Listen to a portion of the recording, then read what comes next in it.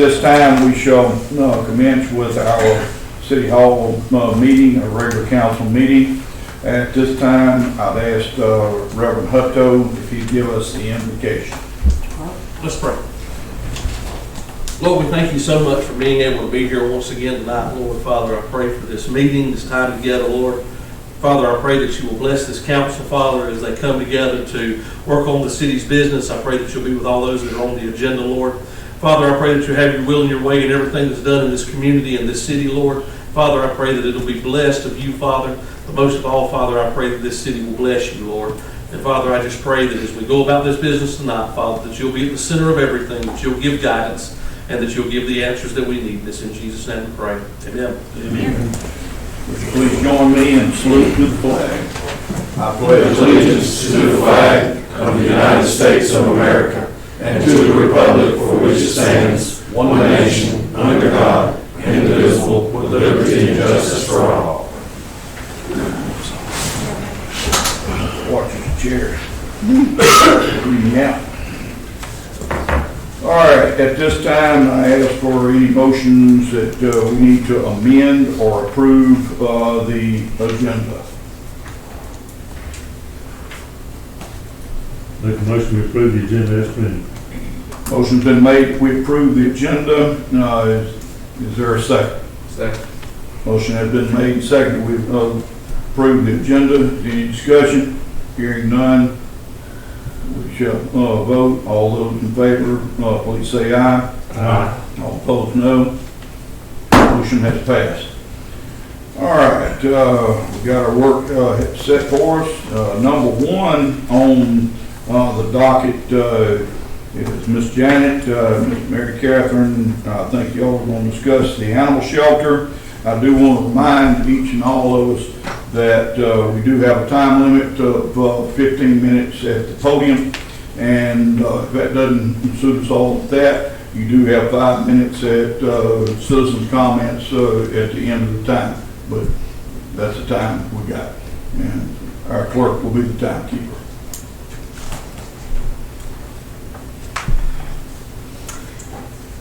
Good evening. My name is Janet Corcoran. I come to you tonight not as a citizen of this community, nor a person who owns a business in this community.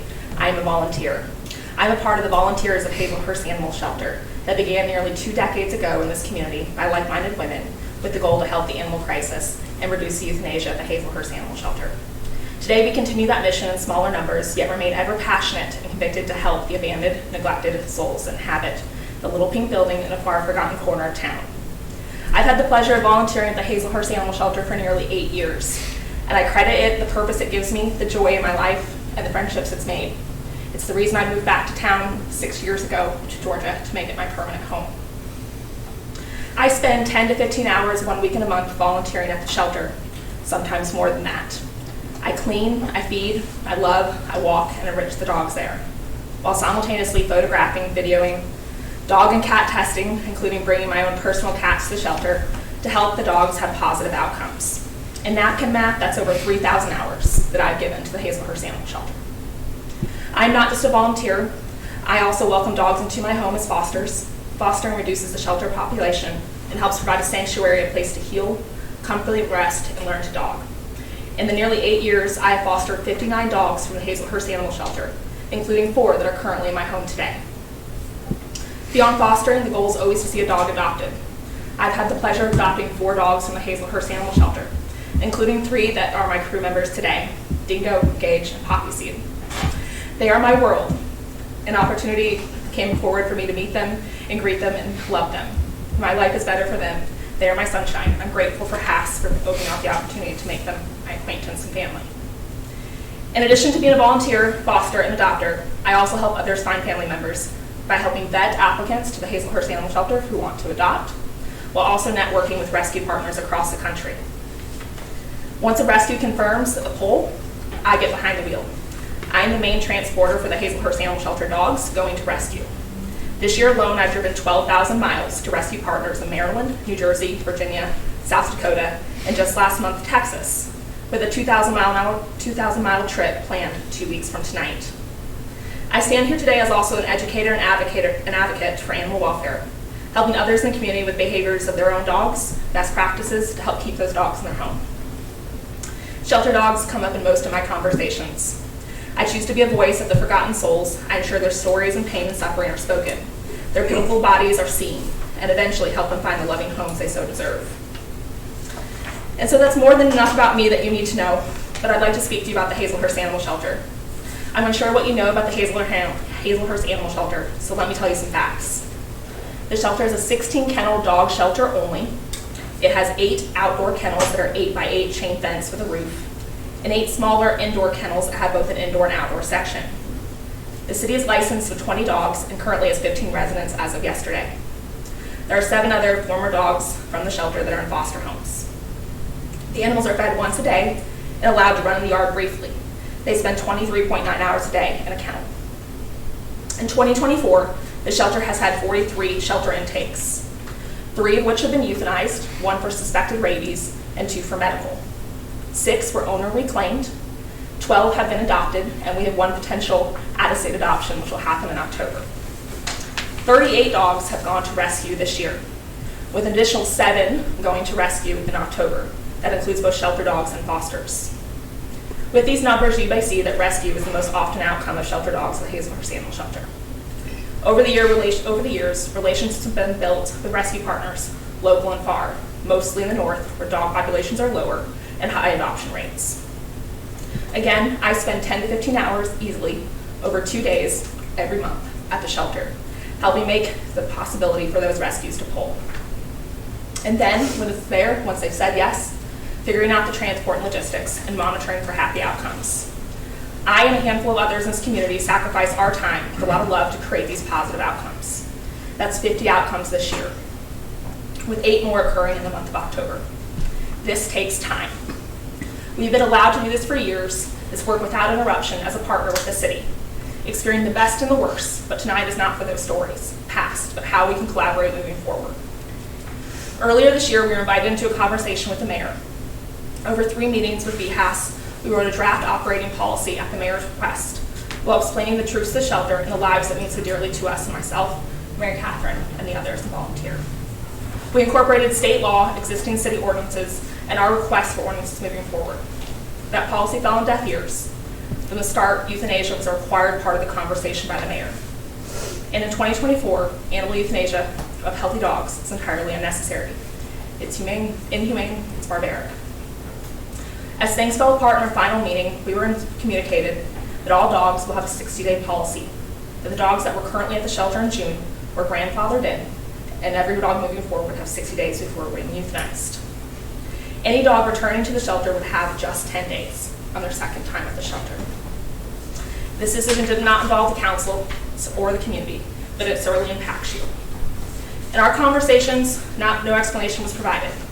No data on the number of calls received in a given period of time, or requests to surrender dogs, or nuisance dogs observed and count.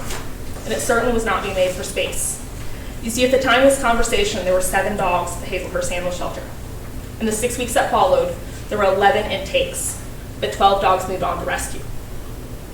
Poe, a dog who was at a local business and brought to the shelter just days after this decision was made and communicated to us, would be the first dog to test this rule. You may have seen his social media post. Every day for the last couple weeks of his time at the shelter, I'd walk into the shelter, the whiteboard was a defeating reminder. Someone in the city had a countdown, 12 days, 10 days, 9 days. Every night I came to grab more video. With 4 days to spare, Poe secured rescue with a rescue partner in Iowa. It will take him a month to get there because that's when transport leaves. I made the commitment to open up my home to offer Poe as a foster dog. Rescue relationships are fragile and will make those sacrifices when needed. I know rescues will be able to always make those type of sacrifices. We've been lucky and are now we have been lucky that we're now headed into the quietest season of animal rescue, winter and fall. I feel what that means next when I post another dog for euthanasia. What will happen? As of today, VHAS has made it possible that no dog has been euthanized since Q4 2022 outside of medical reasons. We are pulling off miracles in the height of a nationwide animal crisis. Again, what we're doing is not sustainable. We need time. We are aware of an adopted dog that has a request to return to the shelter. They have 10 days to return that dog. We're working with them to avoid that. And we have dogs moving in October. The Hazelhurst Animal Shelter will become a kill factory if we continue with the 60-day rule, as it once was 2 decades ago. Your landfill will be filled with dogs. And so that brings us to now. I'm bringing the fight of the Hazelhurst Animal Shelter dogs to you to help request you tonight to vote to amend the 60-day euthanasia policy that was verbally given to us and the 10-day euthanasia policy for dogs returned to the shelter. Additionally, I ask in the weeks and months ahead we continue this conversation to look at adopting to become a no-kill shelter. Statistically today, the volunteers of Hazelhurst Animal Shelter and other community groups help pass meet that requirement. No-kill shelter is defined as 90% of animals entering the shelter are leaving with a live outcome. That means no healthy, treatable, trainable dog is euthanized. In Georgia, 69 of the 166 shelters that report statistics to the Best Friends Animal Society are no-kill, with 30% showing improvement year over year and have commitments to become no-kill in 2025 or 2026. In Georgia, 80.1% of all dogs entering shelters have a live outcome. HASS does not currently report data to Best Friends Animal Society. These statistics are from. However, resources of Best Friends have been provided to the city, mayor, and Steve regarding their practices, policies, training resources, cleaning best practices, how to prevent disease, adoption, and community involvement. The city of Hazelhurst can have a no-kill shelter. And here's some of the other ways that we can get to that point. Enforce state laws and city ordinances. Educate officers and your AC about these laws. 75% of women abused in a home have also pets report animal abuse. 70% of those that have been convicted of domestic abuse are also found to be animal abusers. And 85% of animal abusers are also convicted of a different felony crime. You're probably seeing animal abuse on a daily basis by your police officers. Enforce those laws. I also ask the city communicate and improve their visibility and education to the community. Use the Hinesville model. Officers in Hinesville have a basic trifold of animal laws and resources to the community. There's published numbers of who to connect with, public hours for the shelter and how to surrender, how to adopt. In addition to posting this type of platform, have public hours where people can physically go to the shelter. The more people that go see the dogs at the shelter, the more adoptions you will have. In addition to public hours, have more public sharing. Utilize the city Facebook page and website. Post the dogs that are currently at the shelter. Ask me for permission for the photos and video that we take or to share our posts. Help reunite owners by showing the new stray intakes. And develop community partnerships. I work in Vidalia. They have Wet Nose Wednesday by Paul Thingpen. The AC has a partnership. They have a 55% adoption rate for dogs that are posted in that every week by the local community. Additionally, I would ask that we have no same-day adoptions. In 2024, we've had 2 same-day adoptions. One is currently in the process of being returned, and one that has been successful. However, we've also burnt a rescue contact in that process because ultimately that dog had rescue. Communication is improving. However, we will have bridges to go forward. By not having same-day adoptions, we can also ensure that there are conversations. It's the right fit for that home, for that dog's energy level and needs, and make sure that, again, that dog does not get returned. I appreciate you allowing me to share these ideas with you today. Again, my immediate request is for you to stay and ultimately amend the 60-day euthanasia policy and the 10-day return policy for dogs, while also adopting a no-kill animal shelter. VHAS and other animal advocates have been partnering with HASS Shelter for over 20 years. We cover 86% of the weekends in 2024 and 100% in years past. At a standard cost of over $6,000, not including overtime to the city, that we have saved you. Additionally, with other animal rescue groups, we spent $3,700 on the animals last month. Over 20 years, that's nearly $500,000 of that cost that we have paid. The city of Hazelhurst opts to begin euthanizing dogs after 60 days of residency at the shelter. You will incur some cost related to euthanasia. In the month of October, there are 10 dogs up for euthanasia. Is the city prepared to spend $1,000 in October and moving forward? VHAS and the other animal groups operating in this area additionally bring in thousands of dollars of donations to the shelter, from food and treats to blankets and fans, heat lamps and tarps, things that are required to keep animals in weather. Are you prepared to pick up that tab? Because I'm not sure I can continue. I'd be remiss not to invite you to the shelter. My next volunteer weekend is September 28th and 29th. I would love to have you come out. Additionally, October 3rd, we are having a transport. It will be late, it will be stressful, but there's a joy in seeing dogs go off to rescue. Thank you for letting me speak on behalf of the Hazelhurst Animal Shelter. I hope you'll see the dog's voice now. Thank you very much, Ms. Janet. That information is very good, and it will be considered. I have to definitely comment that as far as a kill or euthanasia that is there, we are very much well over the days of anybody around us. Our policy basically stated 20, and at that time we extended it to 60. And I don't want to, as I've told you many times, won't ever kill a dog that's healthy.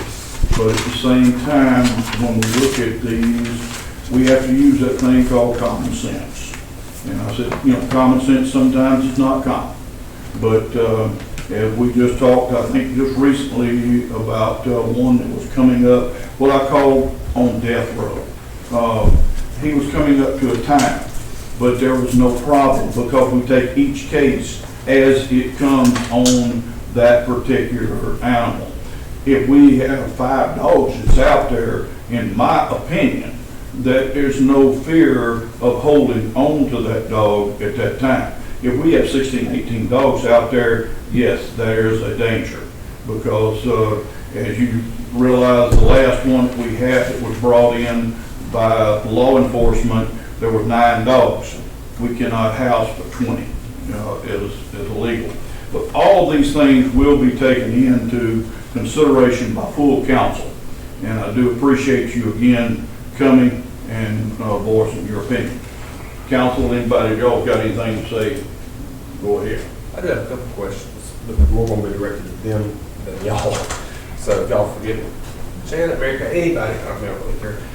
Who, any of y'all, collective, around us, talk to me about like what the average length of stay is allowed. I mean, what's kosher for around us? As far as for cities around here, and Karen, you might could talk a little bit more about exacts, but a lot of people, what I find is a lot of people post that there are going to be death days, but there's a lot more no-kill shelters than what you realize out there.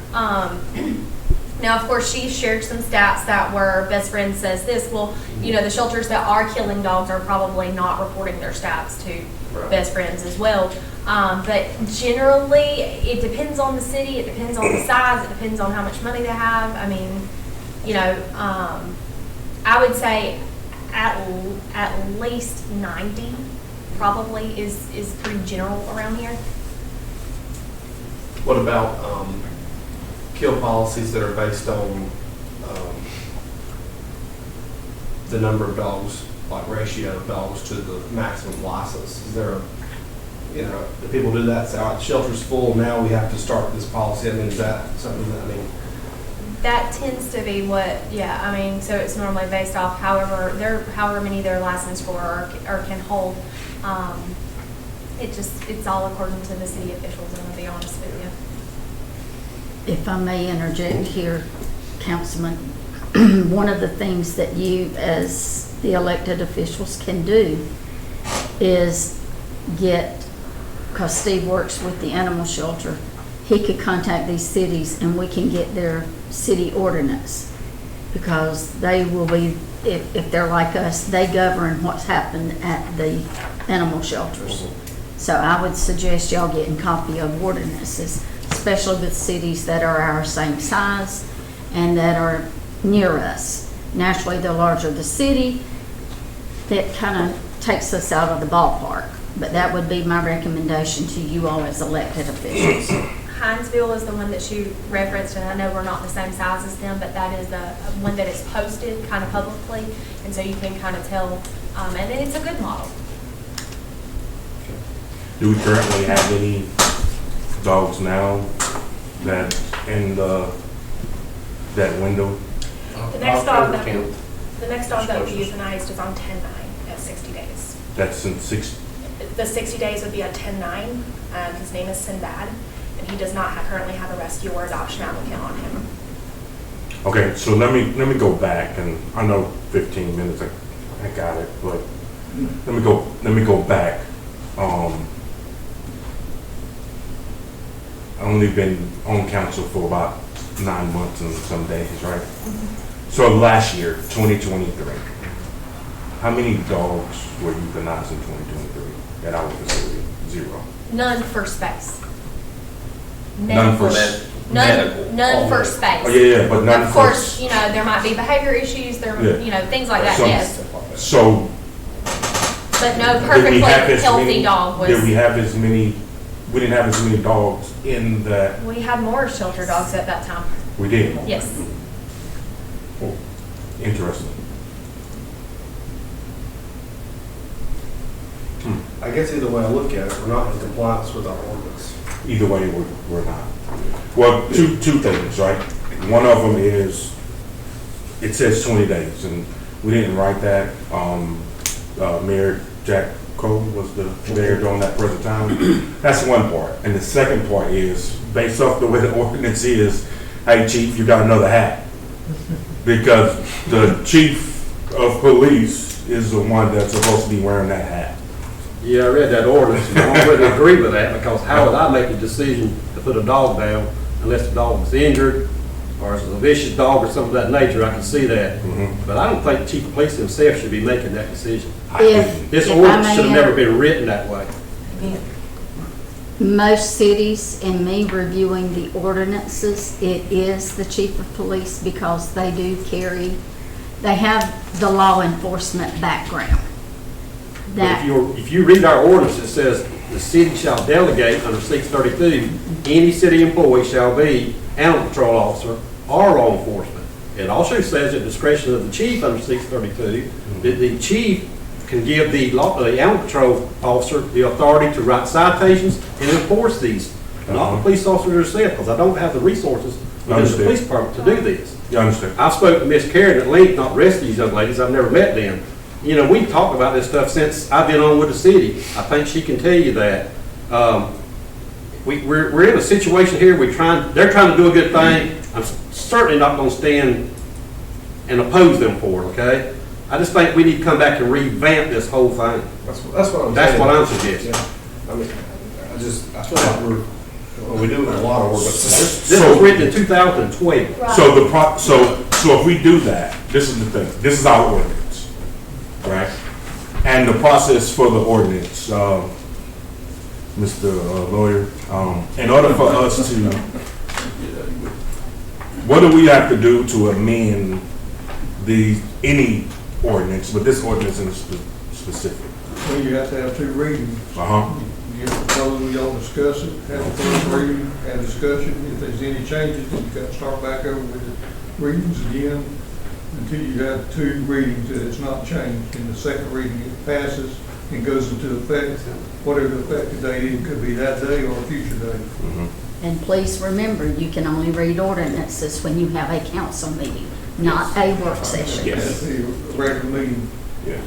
Okay. I think it's a good idea that we look back and review these things, but questions brought up about other cities and such that have the ordinances that I've got a couple of them in front of me right now.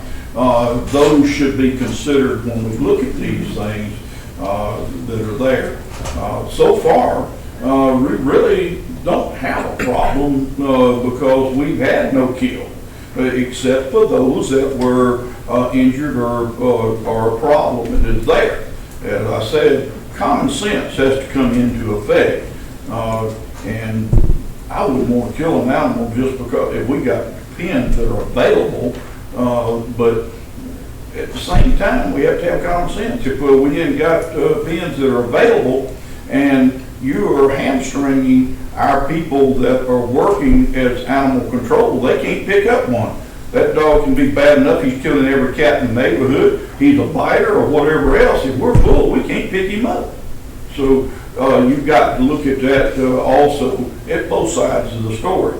And then again, say a short prayer that we don't have to have any kills, as we have been quite fortunate to be in that situation already, that we haven't had that. But I agree with what you're saying. I just think we need a policy that reflects it. Yes, we need to review the policies and review them all, put them together, and make it something that we can have and handle. So let me pose this question then. Would we be okay with suspending any euthanizations until the next meeting comes around and we can propose an ordinance? Any euthanizations that are not space constraining? And could we just hold that off if it's not a space constrained? If it's not space constrained, I would have no problem with Okay. that. That's what I refer to as common sense. All right. As long as you got space that's out there, why do you just rush in and kill an animal? I'm not for that. Right. But if it is a place where that we do not have the space and that we're going to have to do something with that animal, we can move the animal. We don't have to kill the animal. Right. And that's where I have relied on our volunteers have done a really good job. And I think we talked one time in one of our meetings about y'all had positive proof that you could do it in a county situation. That I think what it was 50 or 60 dogs that was in the Snipesville situation was taken in 2 days. They were moved. Now I know that's an emergency situation, but man, y'all did miracles with that. And I commend you for that. Thank you, Mayor.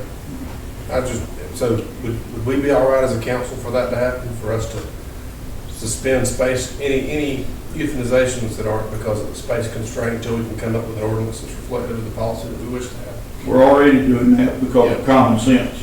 Yeah, no, but I think what you're saying right this moment, right?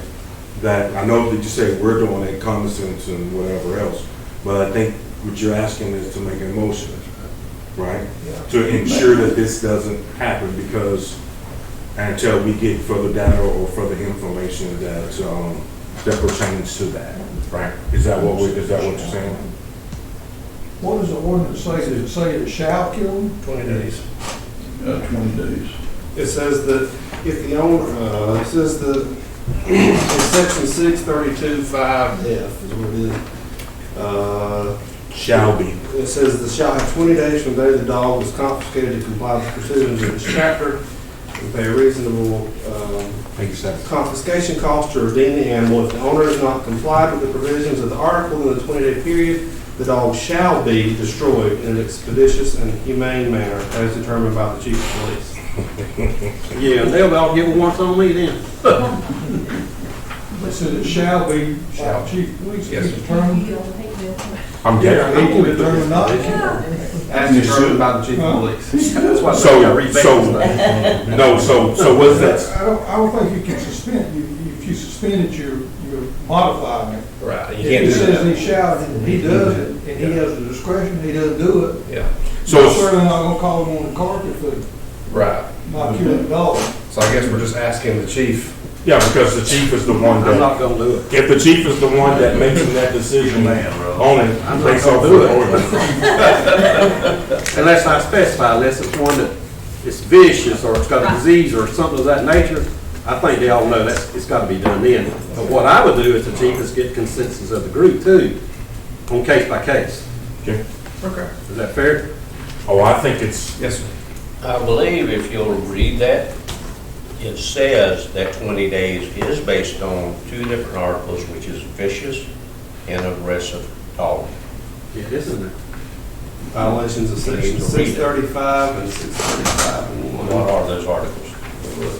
635, 635, one, which is Well, that's reference to attacking and biting. a problem or vicious dog. Attacking and biting. This is returned animals, that's in there too. Of confiscated animals. Vicious dogs. It's not saying like that large or anything else, that's saying dogs that are vicious or aggressive. referring back to, 20 Dog days has shall to be. injure somebody. and you gotta fit those specs in order. 635 and 635-1, Yeah, you're right, Steve. 635. Yeah, it's in there. Go back to page Attacking and 6. biting animals. Bottom of page What those 6. animals attack. It says you could euthanize after 10 days, but we don't need to do that. And that's not talking about under certain articles. Once That's just again, in general. common sense, yes. Well, I keep mentioning common sense. nobody wants to kill a dog just for the sake of killing a dog. We have to have the common sense to be able to protect our people. We have to be able to take care of those that are injured. They have to be. I think the intent of the ordinance is that it's not an automatic kill situation, but you're authorized to do it, and that frees the city liability to the dog's owner. Is what the intent of the ordinance is. It's not to set a deadline, you're gonna kill this dog on this day, per se. We may have the authority to do it, and we'll relieve the liability from the owner having not done something before that deadline was upon intended. Especially if he's injured somebody. Right. I think we're all on the same page. I think so too. The last thing I'd like to say is, and it's obvious, verbatim, read what it says, not what you want to read. Yeah. Read it, black and white. That's just a guideline. I'm not for, I'm not against, read what it says. Read it all. You can't just read 20 days, you gotta understand.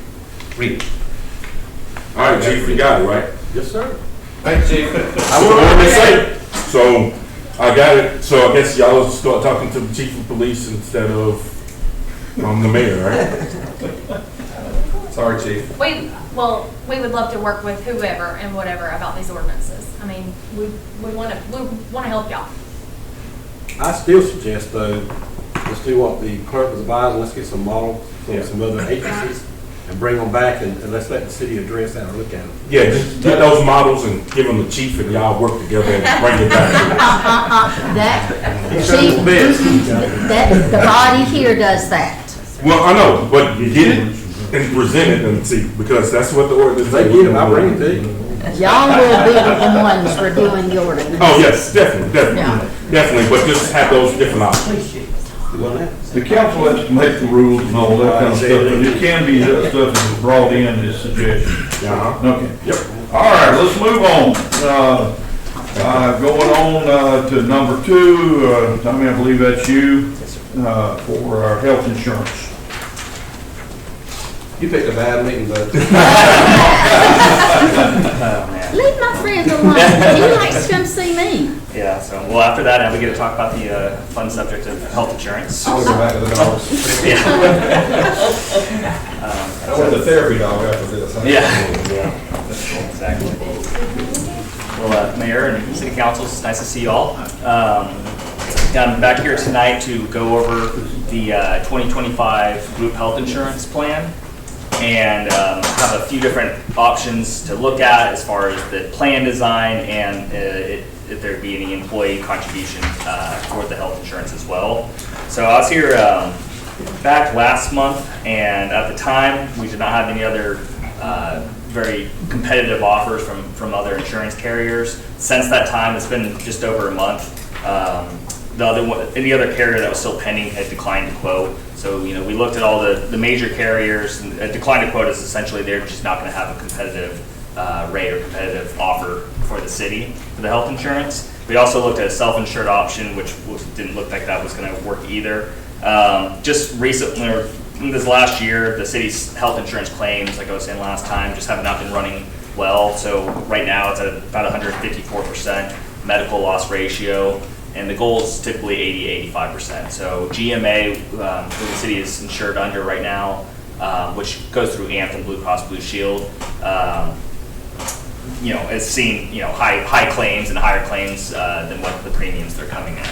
So since that time, I did go back to GMA and still try to negotiate with them at all to see if there's any type of rate relief they could do, and they did come down 2%. Which is something. I mean, they could have just said, "Sorry, we're stuck at the nearly 25%," but they give us 2% rate relief on here. So on page 2 is just the final renewal with the plan design that you'll currently have. So again, City Hazelhurst years ago was self-insured. In 2020, we moved to go under this umbrella with GMA, which uses Anthem Blue Cross Blue Shield's network and their administration. The plan has a $1,000 annual deductible for employees individually, 80% co-insurance, so the employee would pay 20% after that, and then that maximum out of pocket of $5,600. So it's a really strong, really rich plan, especially these days with a $1,000 deductible. And the city also pays 100% for employees as well. So you'll see, the vast majority of employees are employee only. There's about 50 on there, and then you have a couple. Usually each year there's about 1 or 2 that may have a spouse or children that are also on there as well. So if they do elect to have, spouse or children, though, they're covering the rest of that cost. And you'll see the biweekly deductions below there. So anyone who has employee plus children on there, it's a $480 biweekly deduction. So it's pretty costly to do that. With these current numbers, the annual net cost to the city is about $721,000. If you just renewed as is, that would increase to up to $887,000 as an annual net cost for the city. So it's about $166,000 increase just in premiums. On page 3, just lay out, we basically have 4 options that we can choose from.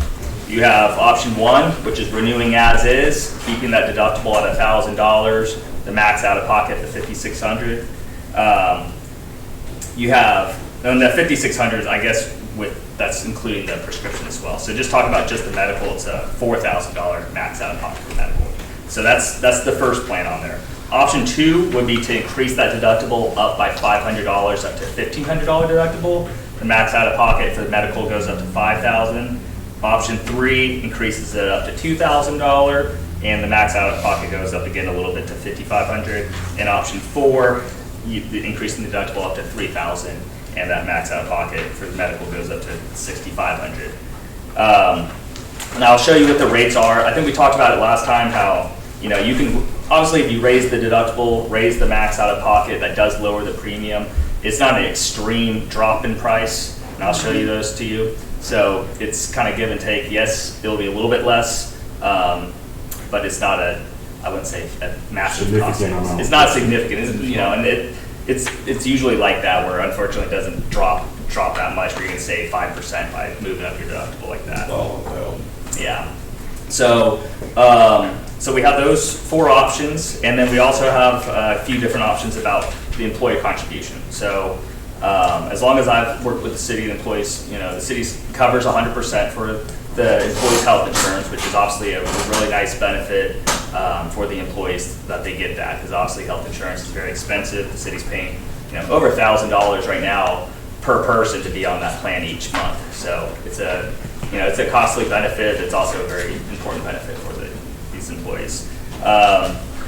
So option 1, and I know last year this was talked about, and I know that y'all, the city council had reviewed it and ended up staying at the current contribution of the 100%. And so I think talk to some employees that this could happen just with the increases that we've been seeing. It's not just Hazelhurst, it's essentially anyone you talk to. Any employers having increased costs in healthcare. So option 1 would be just adding like a $15, like a flat $15. That'd be a pre-tax deduction for the employees per paycheck. So they kind of like, what I put on there, kind of like ease them into it, so you're not, giving them like, hey guys, all of a sudden it's going to cost you $300 to be on the plan or a high amount on there. So it'd be a flat $15. They're paid bi-weekly, so that's just over $32 a month pre-tax payment on there. Option 2 would be just setting it at like 95%, that the city pays 95%, and then the employee would contribute 5%, which would be just over like $30 per paycheck doing that. And that's still a very good option, and still paying a lot, obviously most of the insurance on there. Page 5, you'll see the different plan designs, as well as the total cost down below in yellow. So on your far left is your current plan. The main numbers you really just want to look at is the employee-only cost, because that's what the city is covering. So we're not covering for dependents. So currently the city's covering, or pays $1,156 each month for each employee. The final renewal number, staying as is, you'll see that $1,421.70. That's what it would go up to. Down below, in that light blue, there's the biweekly deductions. This is showing the 100% city paid. So for employee only, there's no deduction for them. and your annual net cost would go up to, which I mentioned before, the $887,000. Again, this can move slightly depending on your census. Right now, you got 52 folks on there. But it would be going up about 23% for the annual net cost up to the 887.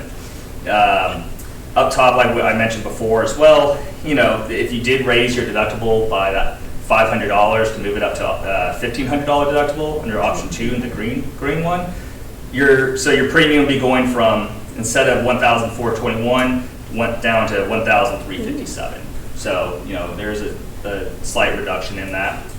Option 3 is $1,329 a month, and option 4 is the $3,000 deductible, and that one is $1,281 flat for it. All these scenarios, again, are showing the employees having no cost on there. So really, your annual net cost that's highlighted down below is the main number you want to look at as well. So, if you renewed as is, that's $887,000 annual net cost. If you did move up the deductible, you'd still be saving some money on there. It'd be going down to about $850,000, $847,000, down to $830,000 for option 3, or just under $800,000 for option 4. And that is covering it, 100%. Page 6 is that flat $15 employee deduction. These are all 3 of the same plans. Obviously, if the employee's paying in a little bit, it's going to lower the city's annual net cost, and that's reflected down below as well. So if you renewed with that same $1,000 deductible, the option 1, which is renewing as is, the city's annual net cost would be about $866,000. So so it lower it a little bit more, and then you can see each option on there. Obviously, your annual net cost can go down more. Page 7 is the 95% city paid, and the employees paying that 5%. And each scenario, the employee's paying, you'll see for just renewing as is, say, and the city's wanting to pay 95%, employees will be paying $32.81. That'd be a pre-tax deduction that they'd see come out each paycheck. So, that'd be a little over $60 each month for that plan. $31.33 would be the pre-tax deduction for option 2, down to $29.56 for option 4 on there. And then obviously your annual net cost would be a little bit lower for that as well, with employees contributing more to it. So those are the options there between the plan designs and then the employee contribution as well. And I can take any questions or you want to talk about it. I'd like to first commend you for going back to GMA and looking at that again with them, because when we start to look, and that's what I was looking at first thing, was what's coming out of my employees' billfold, et cetera, that's going to be there. And last time we looked, it was 30 some odd, $32, $33, and now we're looking at 15. So that's a significant cut that and I appreciate you going back and arguing on our behalf. Absolutely. You're welcome. I'm You glad they told were. me make a good team. Yeah, we're trying. My condolences. I wouldn't pick on Bernice unless I got a chance. Thankfully, at clerk's conference, Tommy and his company was there as a vendor. And of course, he and I discussed, Mayor, while we were there, and I kind of said, go ahead, go with it, and please bring in the $15 deductible. So thank you from me for everything you do. Absolutely. I enjoy the risk pool, that's for sure. I much prefer to be this than, I think it's a much better option for us to be with GMA for our health insurance. So thank you for this option, because I know it was a little grim before we went and started looking at this option. So it's good insurance. It's good insurance. It is. I will be the first to say that. It is. Do we have data from how many employees met or, just say met their deductible in the last policy? Do we know that information? We do not. That's a good question. I was at a different city council meeting, that same question came up, because they're like, how many people are actually hitting this deductible out there? And it depends on the group and the health of the group and obviously the size, but you could say on average, it's usually, you want to say like 10 to 15% maybe. If you have a higher deductible, it could be even lower. With the health of the group, obviously there's people, utilizing the insurance, and with only $1,000 deductible, which is on the lower end these days, probably have quite a few folks who are doing that.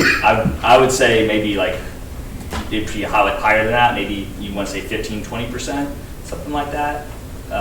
It's kind of hard to say, but GMA they don't release that exact data, so they just give us like the main monthly claims data instead. And we need to vote on this tonight. Yes. It'd be Yes. good too, yeah. GMA wanted an answer, I guess, last week, but, we On told- the 13th, they wanted an answer. Right, yeah, but we've been communicating with them saying, look, it's been looked at, like, we're trying to figure it out, so they're okay. If we could, because my experience, most people don't meet their deductibles. Right. I mean, it's just, most people don't. So if we could increase the deductible and still keep it where they don't have to come out of pocket, and still be lower than if we just kept it the way it is, we'd be in a win. So if we went, say, just hypothetically, on page 5, and went with option 3 or 2, 2 would be, where this 100% city paid, but we increase their deductible to $1,500, I mean, I think we would probably be better off at that dollar, at that figure. And we're still going to come down from what the option 1 was, which is before we look at increasing deductibles. So Are you talking about, page 5, 100% city paid, option 2.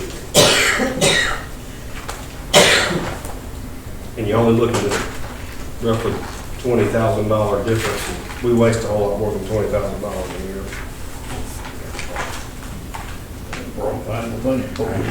I see what you're saying. I do, but I'll let you finish. I like option 2, but page 6. Which is the next one, which is the $15 per pay period. Plus, it will be not taxable income, so that's $30 per each month or whatever, and that's subtraction from offer of whatever tax bracket they may be in. So that kind of helps out that process. I like the option 2 when you said about the $1,500, but then I know some guys I was talking to yesterday, and it was like, yeah, man, I got some x-rays done. He was like, oh, I got a bill in the mail. I said, man, how much was that bill? He says, $800. I ain't got to pay the $800 and then wait until he meet that number or whatever. So I like the option 2. Well, the same as $1,500. Yeah. But I do like the idea of the 15 per pay period. Gives a little ownership, lets people know that, okay, I kind of do control what the care and different things that I'm receiving. So, and if you look at the prices for that, option 2, that'll save us, I know what you're saying, that's for us the beginning, Yeah. that'll actually save us $40,000.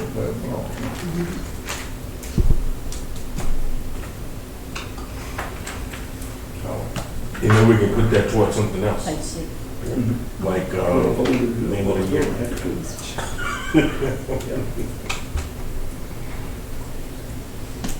Yeah, I mean, I think, a $1,500 deductible is still still a good plan these days too, so. With me talking with other cities, the majority of cities have a $2,000 and $2,500 deductible. So if the $1,500, it would, Or on the flip side of that, you could go 100% city paid option 3 and still come in, like if you did option 3 on page 5, which is a $2,000 deductible, at 100% city paid, you would be within $3,000 of page 6 option 2. So even still, Okay. Okay, that's the we need to consider that right there. Option 3, page 5, option 3. For a $2,000 deductible, which what most cities are at. But we would pay 100% versus, I imagine, most cities make you come out of pocket a significant much more amount than we do. But looking at our pay scales, I think we probably could offer this benefit and come out a little bit better for our folks. because our pay scales are significantly lower than some of those cities. That they are. That they are. I like the discussion, but we've got to come out with a formulation of what we want to do as a motion. Yes, sir. And Well, I'll make the motion. Are we ready? we take it out of So which one you looking I at? think that's right. How's this gonna impact the rank and file? I think that's a big concern, not only out of the city budget, but how's this gonna impact our employees in the long term? Mhm. So you think that $30 per month would impact the, No, I don't think so, but I think we need to really make an effort to talk with them if we proceed with this and sit down with them and explain it to them in detail. I don't think we just need to arbitrarily Throw it on. throw it on and next thing they know, to get a paycheck and It's short. that's right. I don't think that's a fair way to treat the employees. I agree. Well, I would like to make a motion that we go with a 100% city paid with a $2,000 deductible. So that's page 5, option 3. Motion has been offered that we go with option 3, the $2,000 deductible for the city paid. Is there a second? And I say, Motion has been made and seconded. Is there any further discussion with the option 3 on page 5 that we'd be looking at? Hearing no further discussion, we shall proceed to vote. All those in favor of this option 3, please signify by raising a hand. Okay, 2 in favor, and that a majority, 2 in favor. All those opposed, 1 against. That means this motion has passed. Okay? If I may say something right now, department heads that are in attendance tonight, please begin looking at your budget to adjust. Get with me next week so that we can look at those numbers. Make sure you, because within a few months, you will have to adjust your budget. I'll say this too, this is a luxury. A lot of places are not able to do this. I have to pay a lot of money for my health insurance every month. This is a big luxury that I'm glad we're able to offer to our employees. So, that's it. That's all I got to say. All right. Number 3, we discussed the Navy and Gold Block party. Looking at it as October the 10th, and I will be up for discussion. Do it. Has they reached back out to See us? what you need to. I guess. They have given us the different routes and such as that. Chief? Yes, I met with Oakley at length yesterday. Okay. He's also been conversing with the city clerk by email, copying me. Our biggest problem is, once we get that set up down there, that bank's still open. And we got to be able to have their customers come in and go out. There's 2 options. He talked with Cole Harrison at Fell's Furniture. He's not really kosher about them coming across his property. I understand that. That's his business. So Oakley said, well, can we turn them back right during that time and bring them back out there on South Marty Street? Well, you know, we just went through getting that set up, trying to get everybody to realize going one way. Or we can bring them back out, circle them back through the parking lot, and send them back out through the parking lot belongs to the bank. Our biggest problem is we got to make sure everything is set up, because at an event like this, you've got kids running all over the place. Yeah. That's scary, because all it takes is one vehicle come out and turn and a child run through there. So there's a lot to consider about this. What are you most comfortable with those options? Well, it would work best, again, I can't control private property. It would have been best if we could have sent them straight across. We've done that before by Fels. I totally get it, they own, that's their property there. They don't, cars going through there, so we're gonna support that. y'all did talk to them though, right, Chief? I did. It was Oakley's responsibility to do it. It's their bid, their event. So they went and met with it. Chief, did he mention to you about one of the food vendor trucks? What we trying to talk about is if we go with this, we'll turn them back, we're gonna try to set the vendors. That's why I won't even do an overlay. so we know where everything is at. We can actually use the vendors and the setup to help us maybe control the traffic. But it still scares me. You put a vendor truck there, Yeah. it's coming up dead. You got cars. Yeah. We're working. There is no absolute, I'll just say that, it's no absolute. That place is kind of condensed when it comes to this. We're only gonna be working with half the street, but again, keep in mind now, you've got a lot of small children. So, safety and, it's starting to get on in the evening, we're gonna get darker quicker. And, Fire Chief, let me ask you this question. I asked Hope to get hold, I don't know if you did or not. May we use, you've done it, always been kind enough to do it before, put up the portable lights down, gets dark. Thank you. I'd mentioned that to him, we may want to get with you about that. This homecoming week too, so a lot of people gonna know what's going on. They'll see the school spirit and all that stuff out there, so. I told him all I can do is come back and give you suggestions, what I'm looking at, and let the panel make the decision of what's best, and we will enforce that. I'll go down there and talk to him, see what he says. I think option 3 is probably the best bet, circle them back through, send them back over the street. Well, that's the plan we got to come up with right now, so I just want to make sure the council's aware of what we're looking at. While Mayor Ramey and I were talking with Oakley, because we had him on the telephone, there is another thing that I suggested to him in the past. When I was growing up, Odom Street was a very, very active street. Street dances, sings, everything. I was told they didn't have street signs. Odom Street, right in front of the Bank of How many years Hazelhurst ago and was that? besides I was told they didn't have Piggly street Wiggly. signs What? when you was a little one. Yes, said they didn't have no street did. signs. Yes, they did. Oh my gosh. Jeez. I understand why they're putting on Henson Street, the businesses down there, that's what you're trying to do is enhance the downtown area. I get it, it's just sometimes some things works against you, it's just no absolute. Yes, sir. So, safety's gonna have to be the top priority when you do this. What she was saying too about Odom, if she wasn't saying to change that, I understand. there, it's just, Yeah. that's in the future, they could look at direction. She just gave an option, and I understand that, maybe somewhere to do that, but the purpose of it is they're trying to draw the attention downtown, and I totally get that.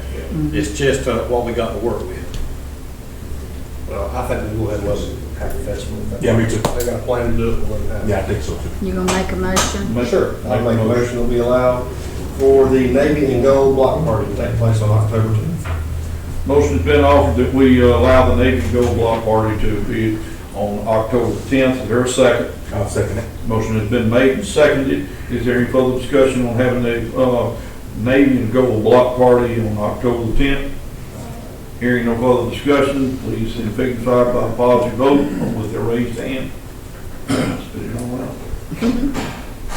All right, and negative vote, same sign. It is passed unanimous. All right. Moving right along. Sorry, guys. All right, now then, we have to discuss the RFQs, the operation and the maintenance and management of the water sewer streets. After a lot of discussion, some confusion is that it's about, with the RFQs, it's a long, drawn-out process that is there, and it really needs to be with a lot of full thought before we do anything of that order. Because it is something that we're looking at contracting basically with a company to be able to outsource some of the activities. Now, the part of the confusion is we have to, at this time, basically make a decision of whether we will consider outsourcing or where we will not. That's the first decision. If you're not, it's all over with. If you still want to consider the outsourcing, you have then the next choice that we had all of the folders and all of the things with the RFQs that were there. They were the qualifications of each of the companies that we could look at. If y'all are at the point that you could do that, you select out of, that's your next step. In that case, if you're going to do it, you select the one that you feel is the most qualified, rising to the top out of those four. Now, that does not say that you are ironclad that you are going to do it or you're not going to do it. It just opens up the opportunity now to talk with that particular company that you've selected and be able to talk dollars and see if it actually fits either or both. It's got to fit both.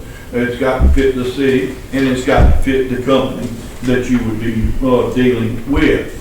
But at that time, the only time that the dollars and everything come out is the time that you have made the decision that number one, that you're going to go with it, look at, and I say go with it, I mean to look at it, to consider it. And the second thing, you've got to make a decision there is which one bowl to the top out of all the council. We all graded those, and whichever one boil to the top, you make that decision. At that time, that's where you bring in that company again. You discuss with them and find out the best fit. At the time that you've decided you're going to do it and you get your dollars that's in there, the next thing that is very important is what pieces of the city utilities are you going to do? 1 piece, 2 piece, 3 piece, what, that is the decision of the council. But I said, it is a detailed and long thing, but it is something that's very important that we do spend time in detailed study to make sure that we do the right thing, the best thing for our city and our employees. All right, I'm going to hush on that and let y'all discuss this anymore. And at the end of it, I entertain any motion that you wish. Well, sir, I want to make a motion. Okay. And on that motion, I want to cancel the entire RFQ process. Motion has been offered to cancel the entire RFQ process. Is there a second?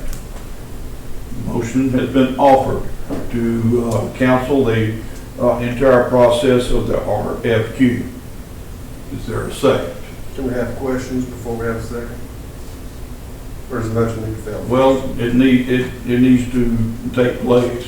I'll have the discussion second question. and then have it, and then Yeah. we'll vote on it. So if it'll be a second, All and right. then have the discussion, right? One more time. Is there a second to the motion to cancel RFQ? Hearing no second, this motion has failed. It's up still for discussion on anything about the RFQs and operations, whatever that you want. To clarify, Yeah. if we say, all right, I have company A, and I want to look at company A, and I want to get some pricing from them, and we want to decide, if we pick 3 options off the thing that we want to outsource. They give us a price for those 3 things, and we say, okay, here's what it's going to cost to do this. At that point, we can still say, nope, sorry, can't afford to do that. Right. That is correct. Nothing is legally binding to that. We are essentially just price shopping. I That see. is correct.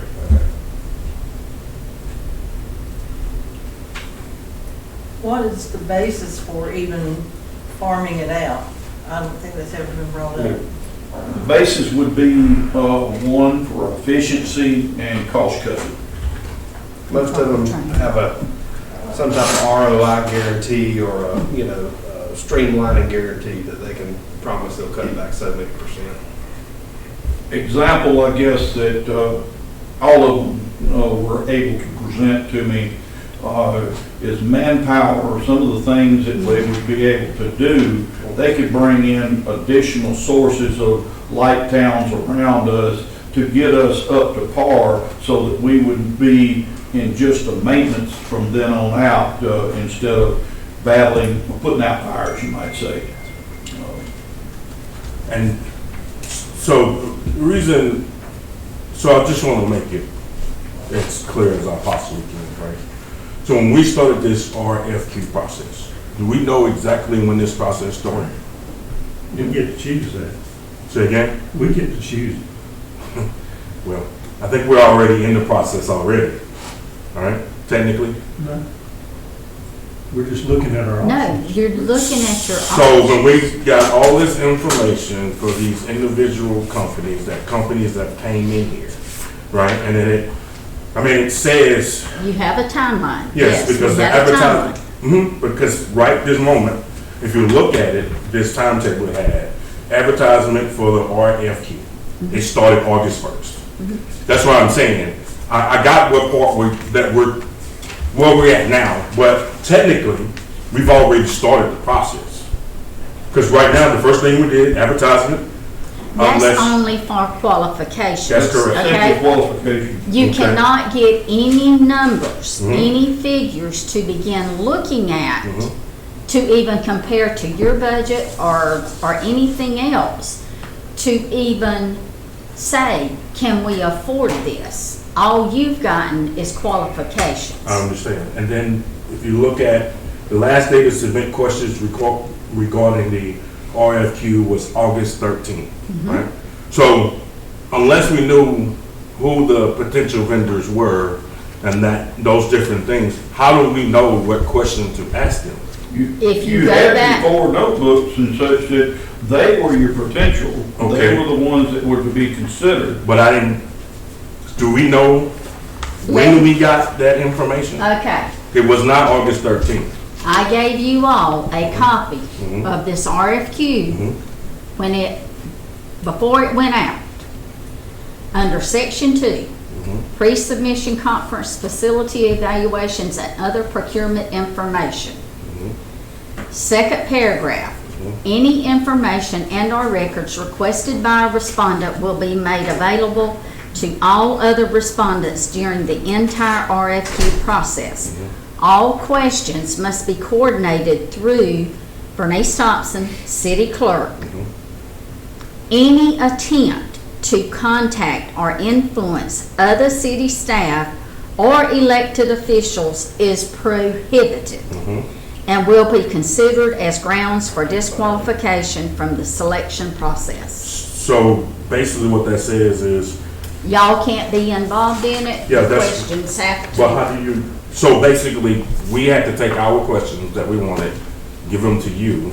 The and questions You normally see what I'm would asking? come, right, but you begin to ask your questions now. The questions that were coming in would have been from the respondents. It's basically like you're going through an interview and you're interviewing somebody for a job.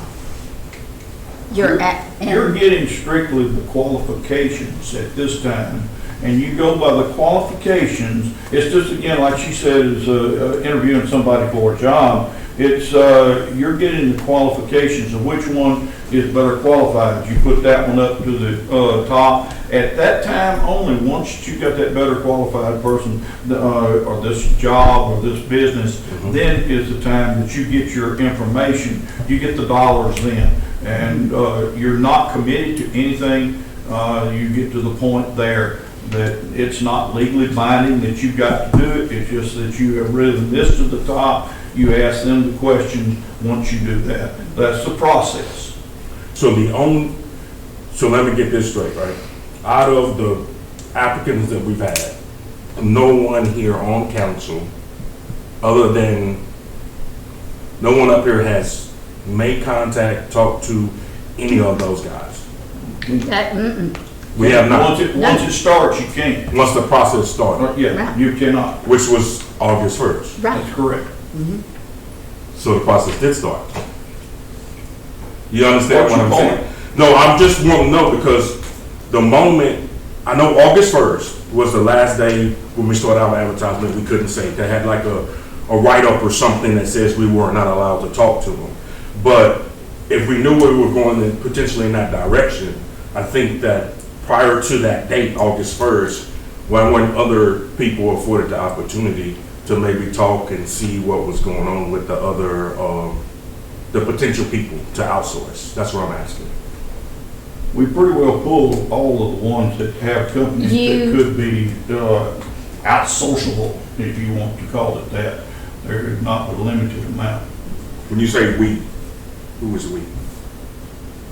Well, let's see. We had people, some of our employees that were at, This is where it is so important, Mayor, if I may interject here. Please do. When I sign you up for training, when I tell you a show is going on,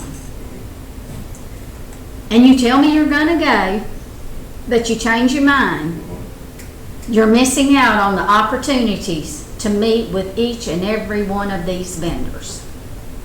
Oh, this one, This is Georgia Rural this is Water. Savannah? This Yeah. is, Yes, Savannah also. This is They- Savannah. They were there. this is Atlanta. That's Atlanta. The rural water conferences, all of these, they're there. They're all there. And when all this happens, and I'm going, Lord, forgive me. I'm just going to say, Lord, forgive me. In the past,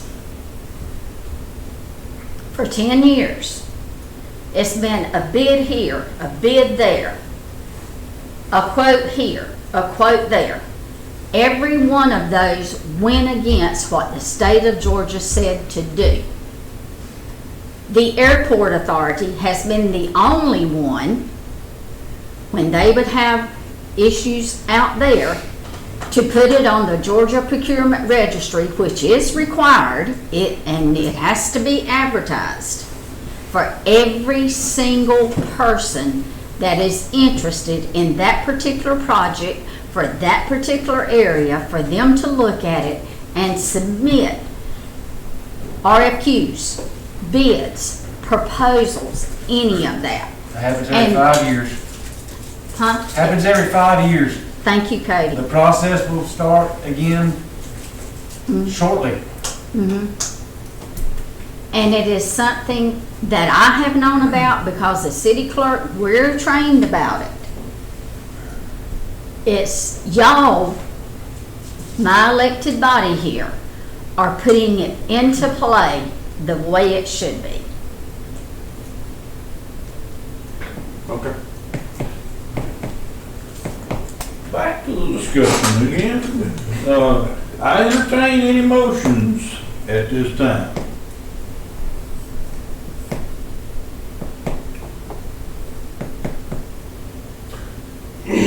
Well, I'd like to look at a company in particular, but I'm not sure exactly how we go about making that into a motion. Well, the first thing you've got to do is decide if you're going to look at the possibility of outsourcing. Second thing you've got to do is decide which one boil to the top as the ones that y'all had, the different sources that were there that you looked at, and you had a score sheet. You scored, each one of you scored them. I did my homework now. I still did my homework. But that's just the process. First thing is you decide you're going to. Second thing, once you decide you're going to, you decide that which one of the four that you studied is the one that rises to the top. And then you move on from there, and you can question all the ones, whichever one rises to the top. So thanks to Ms. Bernice, I feel very well educated on the RFQ process. Well, I just have More to so still than I love wanted to be, I'll tell you. I'll make a motion that we entertain The idea. the idea of outsourcing in some capacity. Motion's been offered that we entertain, in some sort of fashion, the outsourcing idea, Something like that. something like that. Is there a second? So, Motion has been made and seconded. Is there any further discussion? I just don't like it, sir. I have one question. As far as that.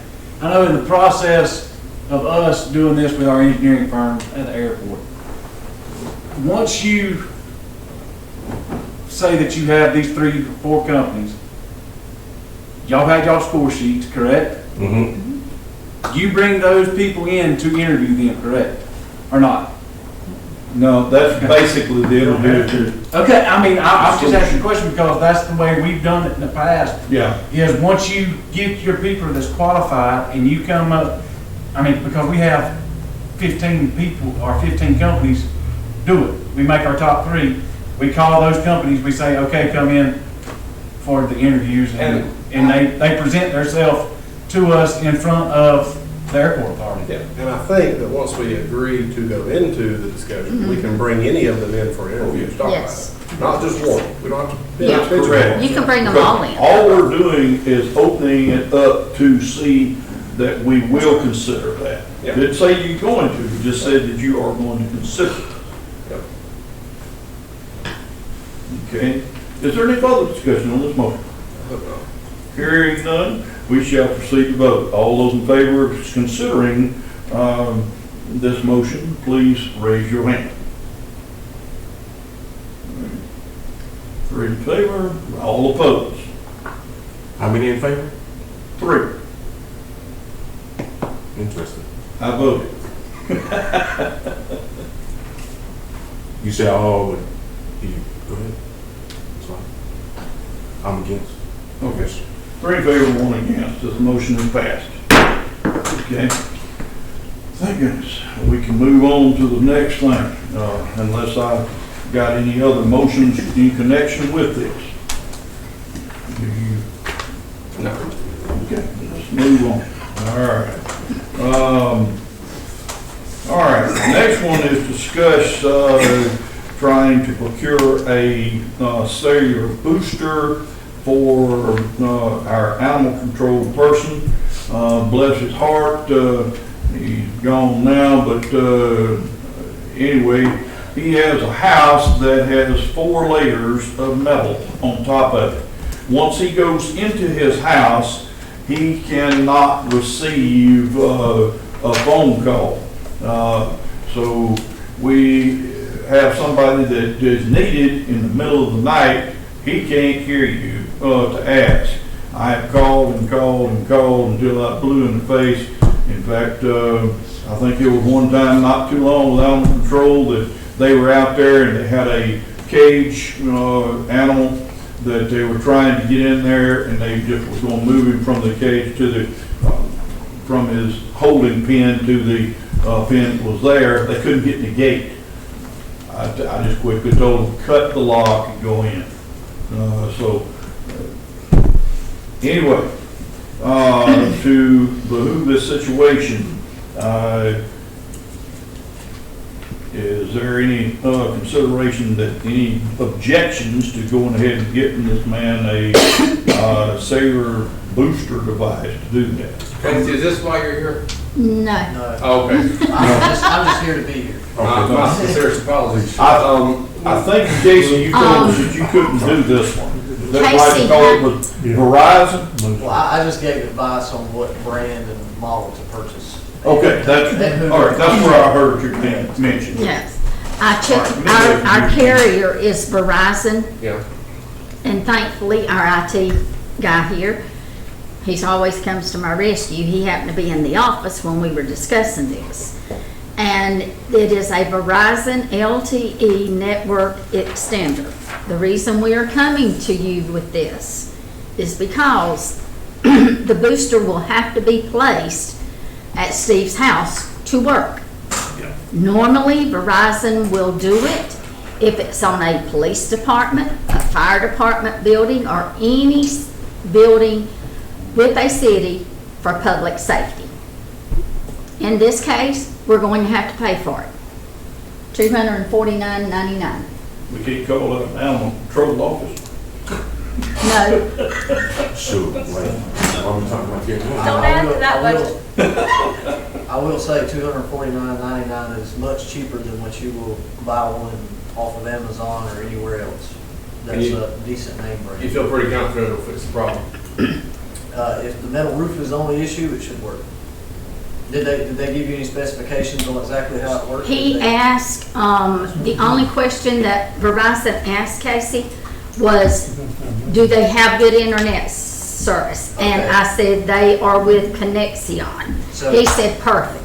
So the reason I asked is there's 2 different ways you can do a cellular booster. You can either have a cellular booster that has an external antenna that picks up the signal from outside and then repeats it into the house. Or the second way, which is the way it sounds like this one's gonna work. Basically, your internet connection plugs into the back of the box and it turns it to a cellular signal for you. So if he's got fiber optic internet, then he should be set. I'm a little bit familiar with what you're talking about, but, you know me, I'm technology ignorant. My sister and brother-in-law has a place up there in Madison that is like that. Bless their hearts, for years they entered their drive, and just as soon as they'd be talking to me, within 20 feet after they enter their drive, which is a mile long, that's the end of that conversation. It's over. They lose it. It's there. They did get a booster, as you were talking about. And it worked. We'll give it a shot. I'll make a motion about amending the booster. There's been a motion offered that we buy the booster Verizon for our animal control person. Motion been made and seconded. Is there any further discussion? Hearing no further discussion, we shall vote. All those in favor, please raise your hand. Motion has passed unanimously. No need to take the negative vote since we had them all in the pot. Okay? Don't let that by parliamentary law be known. Discuss and vote on the homecoming parade for it to be in October 11th. Chief Mock presented the paperwork. He received it at late notice, so he brought it to me. They're wanting to have it October the 11th at 1:00 p.m. during the day. So there would not be a whole lot of need for officers after work. They have the lineup. It's a shortened version of the Christmas parade route. It's attached to your packet. And they're just seeking approval from the mayor and council. Question of clarity. We're required to vote and issue parade permits. Is this also going to be issuing a parade permit at the same time? Yeah. Or do we need to? No objections. I'm gonna As I ask know the of, chief. I don't think a permit was. We haven't done one since I've been here. We just, council's always. Just always indicated. We have She's to school buy one. function. We have to issue permits for parades. Unless somebody decides we want to go hold a parade on him at the city, that was a purpose of the ordinance being drawn. To go through it. Well, we can vote to issue her a permit, though, right? Yeah. We can just put that in together if you want to. We have been voting for years, the issue permits or not issue permits. Yeah. Well, I vote motion that we allow the cheerleaders to host the homecoming parade and that we simultaneously issue a permit for that parade. Just to cover yourself. Just to cover ourselves. All right, motion's been made that we allow the homecoming parade and issue a permit at the same time. Is there a second? I second. Motion's been made and seconded. Is there any further discussion?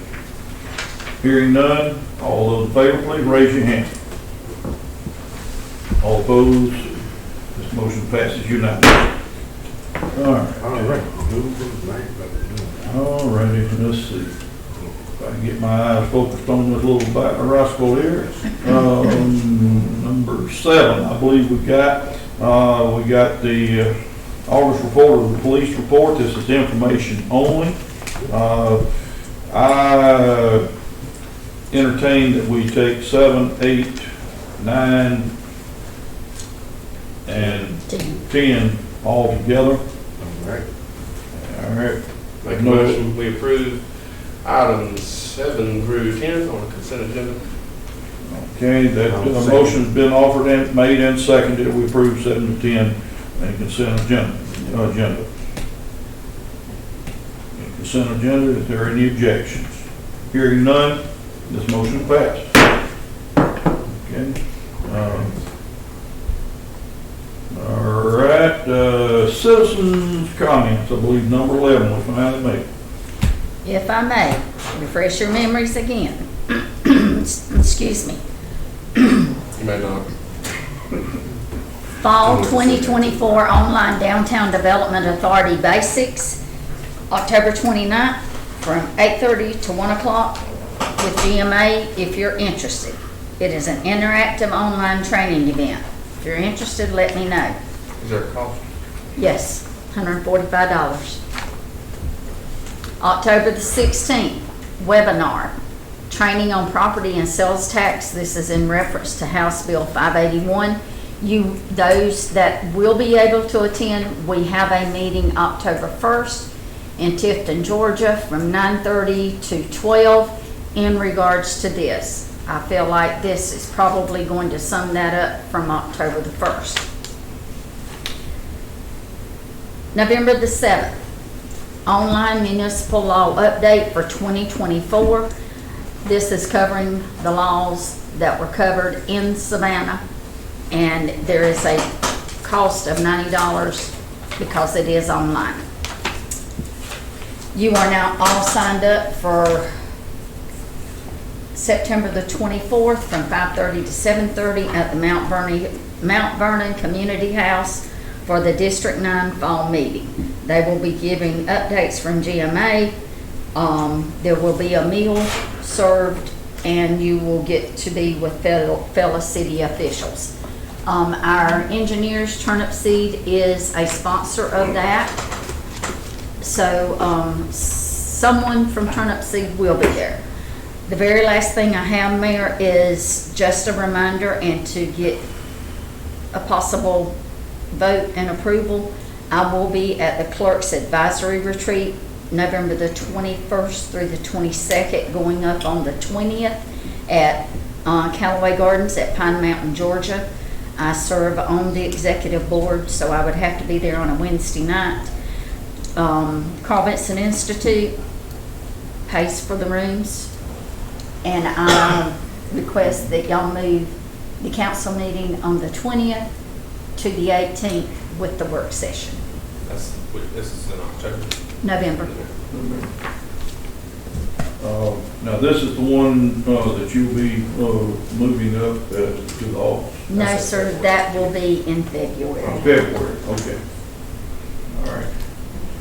Well, I commend you for your political obligations that you've got there, but at the same time, I have no problem if you all, anybody wants to make a motion to take care of it now, or we can wait till next month. So moved. Motion's been made. Is there a second? I'll second. It's been made and seconded to approve this. Is there any other discussion? Hearing none, we shall vote. All those in favor say aye. Aye. All opposed, no. Motion has passed. All right, that took care of that. Lord, I'm in citizen comment. What am I doing? All right, any further citizens' comments? I will. Okay, go ahead. Just to kind of, you want me to get up there, or can I just sit here? I can see all of y'all. As long as you're at that. We You can hear me. need to pick it up up there. We have mics down here, but as long as they pick it up. Like him out of law. It's for the recording. It's the microphone. I mean, like, do you want me to stand up there or not? Yes. Okay. yes. Thank you. Everybody can hear you.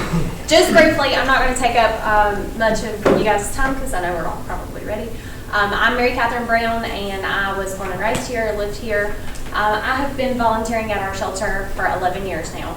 I know most everybody in this room for the most part, and so just to kind of bring a different perspective than what Janet gave us, I just wanted to talk to you for like 2 seconds about why we didn't feel 60 days was enough, just to kind of reiterate that.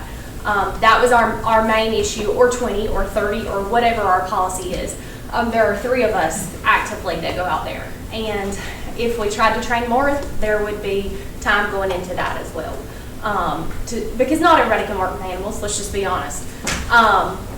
So my point being, there are 3 of us, so it's not just manpower, but on top of that, it is also time.